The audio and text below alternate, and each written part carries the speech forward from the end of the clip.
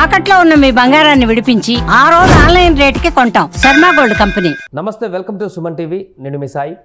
ఆంధ్రప్రదేశ్లో వలసల పరంపర కొనసాగుతుంది. ముఖ్యంగా పవన్ కళ్యాణ్ గారి అధ్యక్షతన పనిచేసేందుకు చాలామంది ఇతర రాజకీయ నేతలందరూ కూడా ఆసక్తి చూపుతున్నట్టు కనబడుతుంది.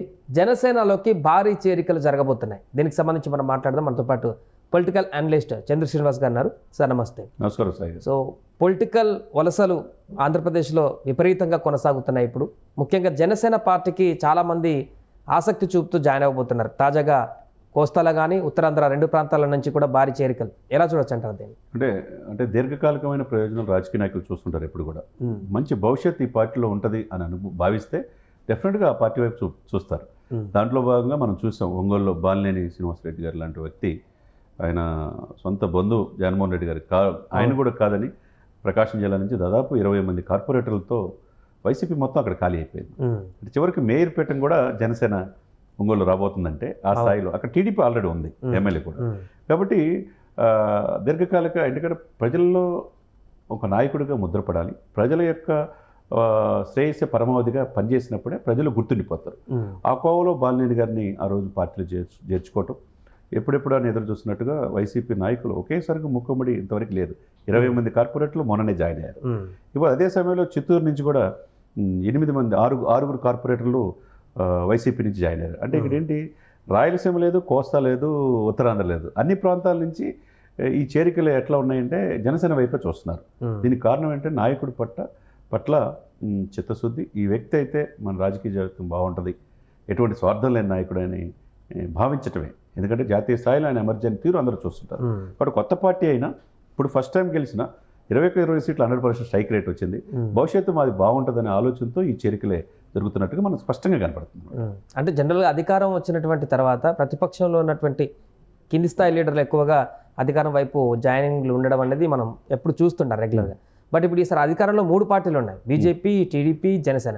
బట్ జనసేన వైపే ఎక్కువగా ఆసక్తి చూపడం వలసలకు సంబంధించి. అంటే ఆ స్పేస్ జనసేనలో ఉందనేటువంటి ఉద్దేశంతో జాయిన్ అవుతున్నారా, లేకుంటే బలమైన నాయకత్వం ఉందని జాయిన్ అవుతున్నారా, లేకుంటే ఫ్యూచర్ ఉందని జాయిన్ అవుతున్నారా, ఏ పర్పస్లో జాయిన్ అవుతారు? మీరు చెప్పిన ఈ 3 పదాలు కరెక్ట్.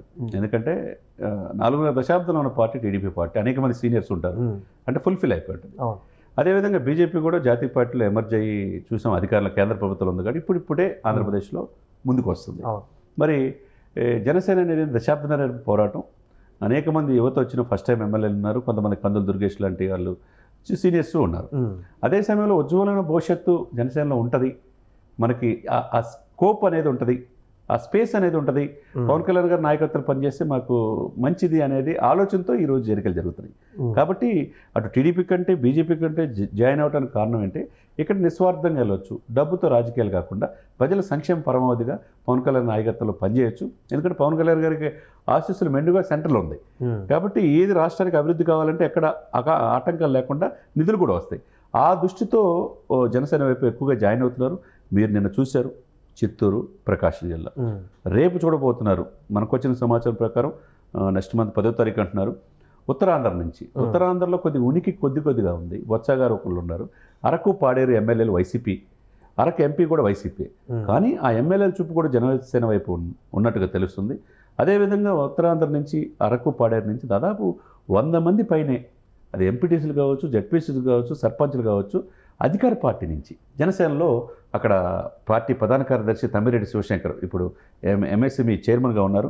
ఆయన ఆధ్వర్యంలో, ఎందుకంటే ఉత్తరాంధ్ర జిల్లాకు చెందిన వ్యక్తి, ప్రముఖ నాయకుడు, ఆయన ఆధ్వర్యంలో జాయిన్ అవుతున్నట్టుగా తెలుస్తుంది. అదే కనుక జరిగితే అక్కడ అధికారంలో ఉన్న 2 ఎమ్మెల్యేలు కూడా ఖాళీ అయ్యే అవకాశం ఉంది. అంటే ఇప్పుడు ఏంటంటే అధికారంలో లేకపోవటం, ప్రజల సంక్షేమం పట్టించుకోకపోవటం, చివరికి అసెంబ్లీలో కూడా వెళ్ళకపోవటం, ఆ సమస్యలు పరిష్కరించలేరు. అదే సమయంలో ఆయన మన్యంలో వెళ్ళిపోయి ఆయనే స్వయంగా నడుస్తూ ఎప్పుడు 7 దశాబ్దాలు లేని విధంగా రోడ్లు 140 కోట్లతో రోడ్లు వేశారు. అక్కడ పల్లకిల్లోనే మోసే పరిస్థితి, గర్భిణీ స్త్రీలు కూడా. అటువంటిది వాళ్ళకి మెరుగైన సదుపాయాలు, వసతులు కల్పించడంతో పాటు అక్కడ ఉద్దాన సమస్యలు బయటికి తీసుకురావడం కావచ్చు.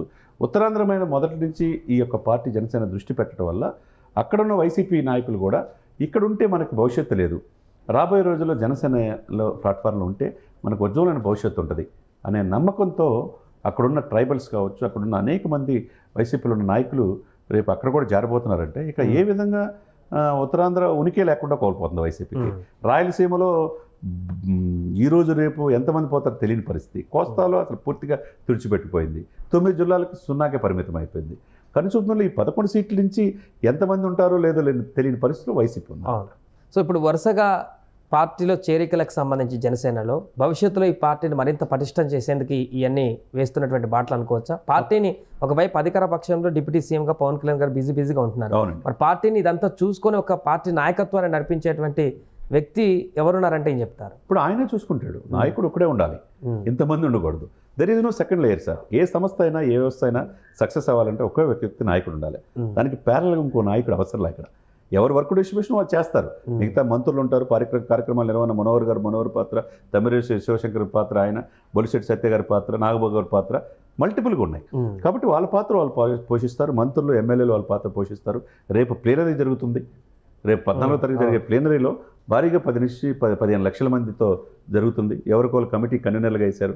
మొత్తం సింగిల్ పాయింట్ ఎజెండాగా పవన్ కళ్యాణ్ గారి నేతృత్వం, పవన్ కళ్యాణ్ ఆదేశాలకు అనుగుణంగా ఈ జనసేన వెళ్తుంది. కాబట్టి భవిష్యత్తు అంతా జనసేనగా ఉన్నట్టుగా ఈ చేరికలు మనం స్పష్టంగా తెలుస్తుంది. జనసేన ఇప్పుడు చేరికలు ఆంధ్రప్రదేశ్ వరకే పరిమితం కాబోతున్నాయా? జాతీయ స్థాయిలో కూడా పార్టీని బలోపేతం చేసేటువంటి దిశగా ముందడుగు పడే అవకాశం ఉంది? రేపు వాళ్ళ విధానంలో ప్లీనరీలో ఏం జరగబోతుంది అంటే జాతీయ పార్టీగా జనసేన ఆవిర్భవించబోతుందా? ఎందుకంటే ఎన్డీఏతో పాటు ఉంది కాబట్టి పలు రాష్ట్రాల్లో కూడా ఈయన అభిమానులు ఉన్నారు. రేపు pan India movie Harihara Veeramallu release అవుతుంది. హిందూ సనాతన ధర్మ పరిరక్షణ బోర్డు అనేది ఏర్పాటు చేసుకున్న తర్వాత 100 కోట్ల మంది హిందువులు ప్రతినిధిగా కనపడ్డాడు. మహారాష్ట్రలో తెలుగు వాళ్ళు ఉంటారు, తమిళనాడులో కర్ణాటకలో ఉంటారు, కేరళ మొన్న వెళ్ళొచ్చారు. ఇక బీహారు రాబోయే రోజుల్లో 2026లో ఎలక్షన్ జరగబోతున్నాయి. అక్కడ తెలుగు వాళ్ళు కూడా జనసేన తరపున పోటీ చేసే అవకాశం కూడా ఉందంటున్నారు. మీరన్నట్టు ఇది వైడల్గా ఈ జాతీయ స్థాయిలో ఈ జనసేన ఆవిర్భవించే అవకాశాలు ఈ పరిణామాలను బట్టి స్పష్టంగా మనకు తెలుస్తుంది. Right sir.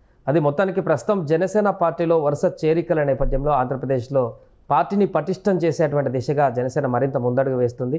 చాలామంది మిగతా ఆల్టర్నేట్ అందరూ కూడా పార్టీని వీడుతున్నటువంటి వైసీపీ నేతలందరూ కూడా ఆల్టర్నేట్గా జనసేన వైపే మొగ్గు చూడడం, భవిష్యత్తులో జనసేననే మాకు భవిష్యత్తు ఉంటుందనేటువంటి ఆలోచనకు వచ్చినట్టుగా ఉన్నట్టుగా వాళ్ళందరూ కూడా భావిస్తున్నట్టుగా ఆ చేరికలు దీనికి సంకేతం అంటూ కూడా చంద్ర శ్రీనివాస్ గారు చెప్తున్నారు. సుమన్ టీవీలో మీ పర్సనల్ అండ్ బిజినెస్ ప్రమోషన్స్ కోసం కింది నెంబర్కి కాంటాక్ట్ చేయండి.